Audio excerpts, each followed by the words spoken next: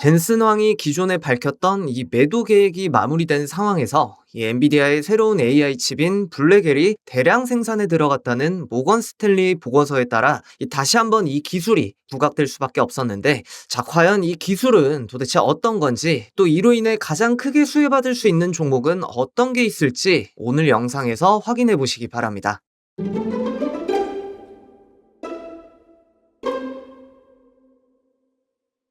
반갑습니다. 니캉네캉 구독자 여러분. 오늘도 살 걸 팔 걸 후회하지 않고 매매하는 껄무새입니다. 자, 전일 뉴욕 증시는 밤사이 발표된 이 중국의 금리 인하로 광산주들이 강세를 좀 보였던 가운데 이 다우지수와 S&P 500 지수는 또 한 번 이 사상 최고치를 기록하며 마감을 했습니다. 자, 특히 그 중에서도 그동안 정체기를 맞은 게 아니냐라는 말이 나왔던 이 엔비디아는 4분기 45만 개의 블랙엘 칩을 출하할 것으로 추정이 좀 되며, 이 새로운 칩에서만 약 100억 달러, 하나로 약 13조 3천억 원의 매출을 올릴 것으로 예상한다는 이 모건 스탠리의 보고서에 따라 약 12일 만에 120달러 선까지 오른 것을 좀 볼 수가 있었는데요. 그렇다면 우리는 여기서 이 블랙엘 칩 출하 소식과 함께 지난주에 발표된 이 세계 최대 운용사인 블랙록과 이 마이크로소프트의 약 40조 원 규모 AI 펀드 조성 소식을 한 번 더 관심 가져볼 필요가 있었습니다. 왜냐하면 이 펀드의 주된 투자 분야가 이 AI 서비스의 필수 인프라인 데이터 센터와 이 데이터 센터의 막대한 전력 사용량을 뒷받침할 만한 이 발전 시설이었고, 이와 동시에 전문성이 필요한 이 데이터 센터 운영에 대해 이 엔비디아를 협력사로 참여를 좀 시키면서 이 엔비디아의 자문을 제공받기로 했기 때문이었습니다. 자, 이는 마이크로소프트가 이 대규모 자금이 필요한 AI 인프라에 선제 투자해서 이 구글과 아마존 등과 같은 이 경쟁사와의 격차를 좀 벌리고자 하는 데 있어 이 현재 AI 반도체 시장을 꽉 잡고 있는 이 엔비디아를 미리 선점하려는 의도가 좀 있지 않았을까라는 개인적인 생각까지 해볼 수가 좀 있었습니다.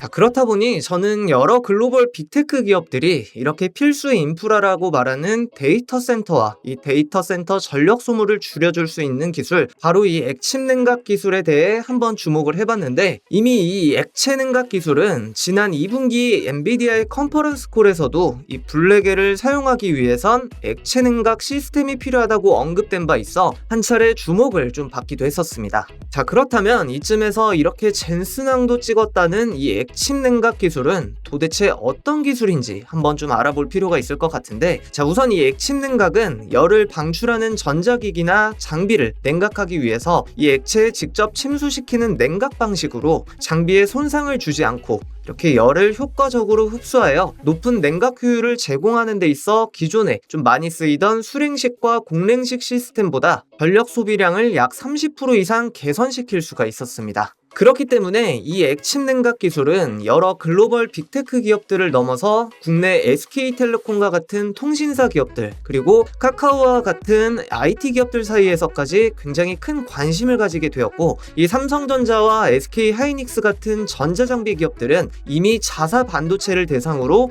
이 액침 냉각 기술 검증을 도입했다고 좀 밝히게 되면서 우리는 더더욱 늦기 전에 이와 관련된 기업들을 좀 눈여겨볼 필요가 있었습니다. 자, 그렇다면 과연 이 국내 증시에선 이 액침 냉각 관련으로 어떠한 종목을 지켜보면 좀 좋았을까요? 저는 현재 이 세계 1위의 액침 냉각 기업인 서브노사와 협력해 국내 이머전 쿨링 시장에 진출한 이 KN소를 한번 주목해봤는데요. 특히나 제가 이 KN소를 주목한 이유로는 최근 이 엔비디아 데이터 센터의 AI 서버를 담당하는 델과 이 서브머가 파트너십을 맺은 것과 동시에 또 다른 서버 컴퓨터 기업인 이 슈퍼마이크로가 서브머의 액침 냉각 시스템을 도입한 제품을 발표하는 등 이렇게 계속해서 이 서브머사의 액침 냉각 기술 시스템을 사용한 빅테크 기업들의 소식이 나와주고 있었기 때문이었습니다. 추가적으로 이 국내에선 한때 이 전기차 화재가 사회적 이슈로 떠오르게 되면서 오늘 집중적으로 다뤄본 이 액침 냉각 기술이 향후 이 전기차에 적극 도입될 것이라는 전망까지 더해져 이 오늘 말씀드리고 있는 이 KN솔이 가장 큰 수혜주로 부각받은 적도 있었는데, 최근 저조한 실적을 보여줬던 2차 전지 및 이 전기차 섹터가 조금씩 다시 한번 이 되살아나고 있음에 따라서 이 전기차 관련으로도 충분히 다시 한번 주목받을 수 있을 거라고도 생각을 하고 있습니다. 자, 그래서인지 이 KN솔의 실적은 지속적으로 커지고 있는 이 AI 시장에 따라 이 수주 잔고 또한 계속해서 증가가 좀 되고 있고, 이 매출과 영업이익은 동반 상승해주고 있는 걸 좀 보실 수 있는데, 업계에 따르면 지난해 약 5,300억 원 수준이었던 이 액침 냉각 글로벌 시장 규모는 2031년 혹은 이 2032년에 약 2조 8천억 원까지도 성장할 것으로 좀 전망하고 있어 이 국내에서 압도적인 액침 냉각 기술의 우위를 점하고 있는 이 KN솔의 목표 주가도 같이 상향될 것으로 기대를 하고 있습니다.